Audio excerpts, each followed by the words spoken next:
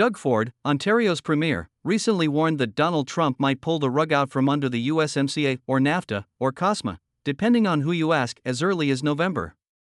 But the facts suggest otherwise. Some argue that it was actually Canada that shook the foundations of the deal, not the United States. The United States-Mexico-Canada agreement wasn't supposed to face its first major test until 2026. That's when all three partners are scheduled to decide whether to extend it another 16 years. But tensions have arrived early. Political warnings out of Canada about renegotiation have drawn sharp pushback from Washington, where the view is that Ottawa is destabilizing the agreement. What was intended as a stable platform for North American trade is now entangled in the broader politics of tariffs and national strategy. The big question is whether these recent moves are simply negotiating tactics or the beginning of a major overhaul of how North America does business. The main U.S. grievance isn't the idea of renegotiation itself, it's that Canada has hit back with retaliatory tariffs. Canadian duties have been imposed on items like orange juice, motorcycles, and appliances, products covered under USMCA. This has angered Washington, with Trump's administration arguing that Canada is violating the spirit, if not the letter, of the deal. Trump's advisors say that no agreement is permanent if it no longer serves American interests. Their key issue is that Canadian retaliation has targeted goods that are meant to be duty-free under USMCA. That, they argue, undermines the entire pact. With tensions escalating, the likelihood of reopening USMCA is growing. Trump's team has already floated the possibility, framing it as necessary to protect American workers.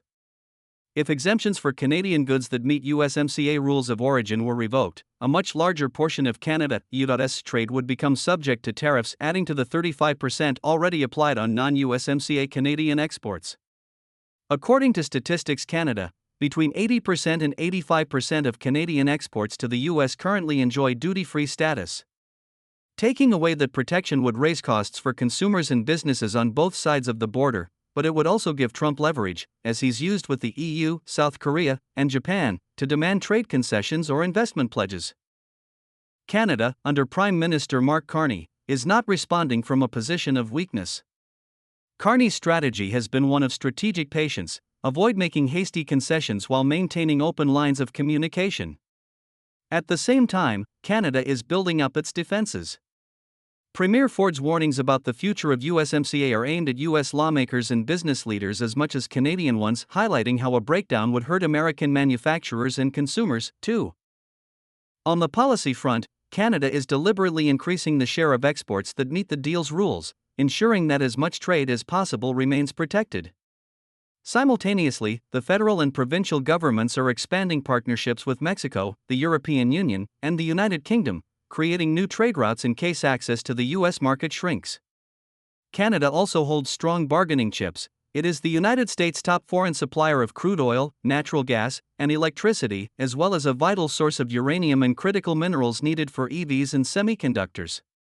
In North America's tightly integrated auto sector, these inputs cannot be easily replaced without causing serious disruption to supply chains.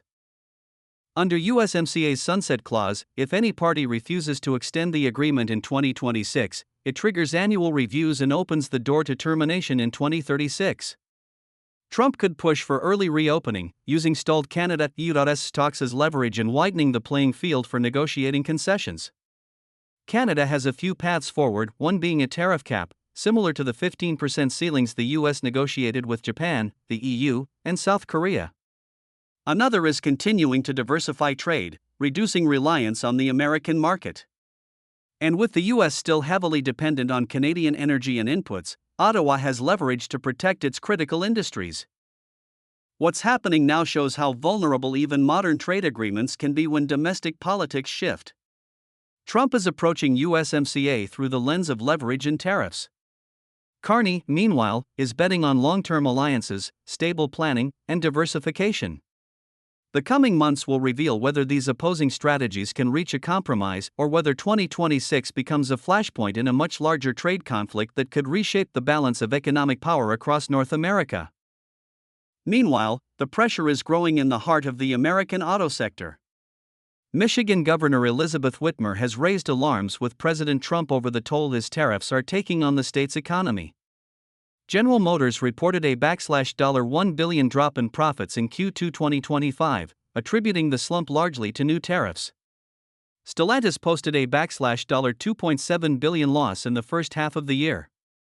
Ford's numbers are expected to follow a similar trend. The president insists these tariffs are a tool to bring jobs home. But in Michigan, the evidence shows a different story: higher costs, tighter margins, and a growing fear that U.S. manufacturers are taking a bigger hit than their foreign competitors. Since June 2025, imported steel and aluminum core materials for vehicles have been subject to 50% tariffs. Canada, the top supplier of aluminum to the U.S., now faces a 35% rate on goods not covered by USMCA. Mexico has been given a temporary reprieve, but could soon be hit with similar duties. Outside North America, tariffs on Indian metals and parts have also jumped to 50%. Many car components, from leather trim to high-tech parts, are imported from Asia and Europe. Even U.S. suppliers often rely on foreign inputs, meaning the pain of tariffs is felt across the production chain. So far, automakers have absorbed much of the cost. But the tipping point is near. Analysts from the Center for Automotive Research say tariffs on autos and parts alone could add $18 billion in costs this year. That doesn't even include the cascading effects of the metal tariffs or overlapping duties from multiple countries. The Alliance for Automotive Innovation warns that customers will soon pay the price. Entry-level cars may disappear from the market altogether. Innovation could slow. And EV makers, who still rely heavily on imported batteries, are facing steep cost hurdles. In Detroit, this is more than a supply chain problem. It's a jobs issue. With production cuts looming, communities that spent decades rebuilding from earlier downturns now fear being hit again. If current policies continue, industry experts predict steady declines in employment and output through 2028. Trump's approach uses tariffs as bargaining chips to pressure trade partners into concessions. Carney, by contrast, is holding firm, preserving most duty-free trade under USMCA and pursuing new routes to market abroad.